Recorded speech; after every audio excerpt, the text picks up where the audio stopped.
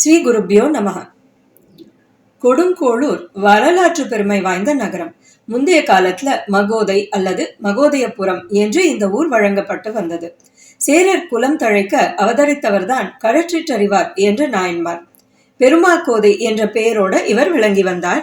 சிறு வயது முதல் அரசாட்சிக்கு உதவும் வில் வாழ் பயிற்சிகள் முதலியவற்றில் ஆர்வம் காட்டாமல் சிவ வழிபாட்டிலேயே கவனம் செலுத்தினார். நந்தவனம் அமைத்து மலர் கொய்து மாலைகள் சாற்றி திருவெண்ணீர் அணிந்து இறைவனை பாடி போற்றும் பணியிலேயே ஆர்வம் கொண்டிருந்தார். களற்றிற்றறிவார், சேரமான் பெருமான் முதலிய பெயர்களால் அறியப்படும் இவருடைய வரலாறு அநேக மிரக்குலஸ் இன்சிடென்ட்ஸ் என்று சொல்லப்படும் அற்புதங்கள் நிகழ்ந்ததாக அறியப்படுகிறது.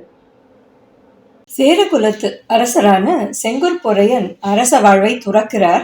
நிலையற்றதான உலக வாழ்வை வெறுத்து மெய்யான தேடலில் ஈடுபட்டு துறவரம் மேற்கொண்டு கானகம் செல்கிறார்.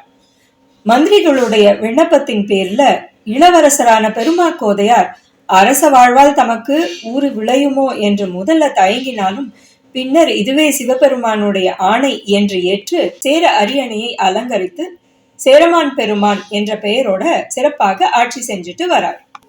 இவரோட ஆட்சியில சேரநாடு பக்தியில சிறந்து விளங்கியது. சிவனரி தழை தோங்கும்படி அரசாட்சி செய்தார். சோழரும் பாண்டியரும் கூட இவருக்கு நண்பர்களாயிருந்தனர்.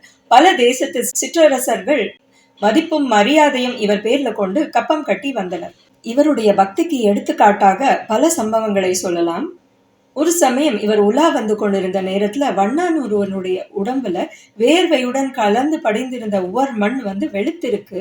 அதை திருவெண்ணீர் என்று எண்ணி சிவனடியாரை வழங்குவது போல தன்னுடைய யானையை, பட்டத்து யானையை விட்டு கீழிறங்கி வந்து அந்த வண்ணானை வணங்கி சிறப்பித்து மகிழ்ந்தான்.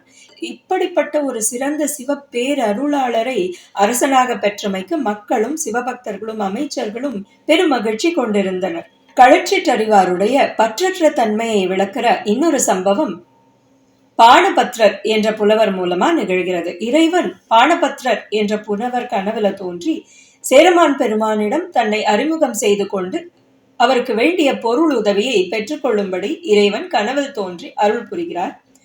அறிமுக ஓலையை எடுத்துக்கொண்டு மன்னரிடம் நிதி கேட்க செல்கிறார் பாணபத்ரர்.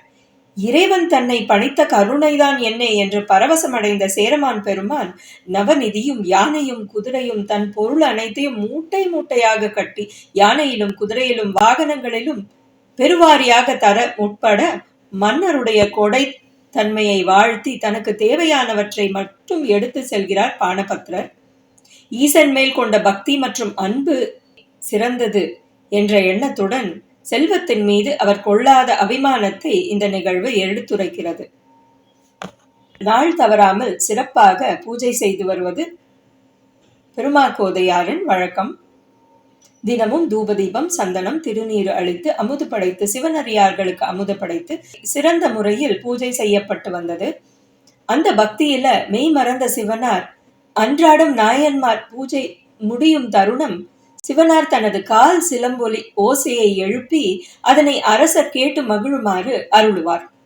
கழற்றுவது என்றால் சொல்வது, தெரிவிப்பது என்று பொருள்.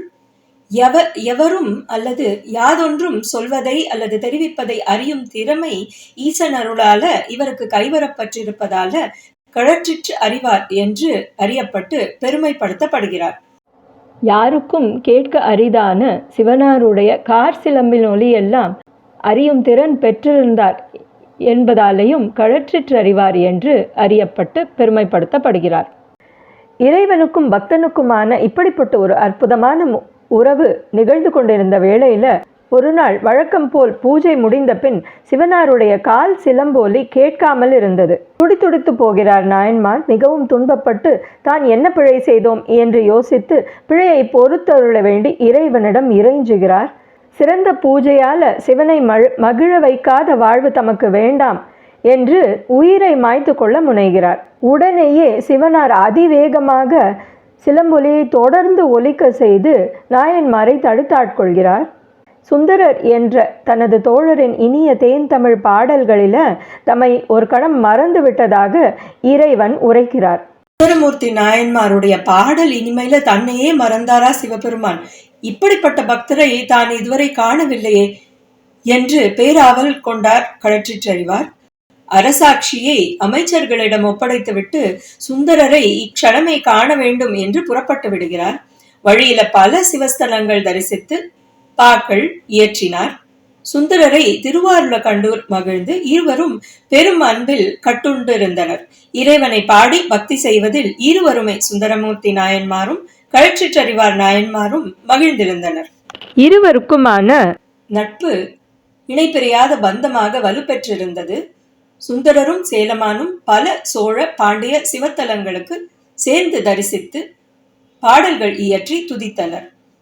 சேரமானுடைய விருப்பத்திற்கிணங்கி சுந்தரரும் கொடுங்கோளூரிலேயே மன்னருடன் பல காலம் தங்கியிருந்த பிறகுதான் திருவாரூர் புறப்பட்டார். சுந்தரருடைய பிரிவாற்றலை சேரமான் பெருமானால் தாங்க முடியவில்லை.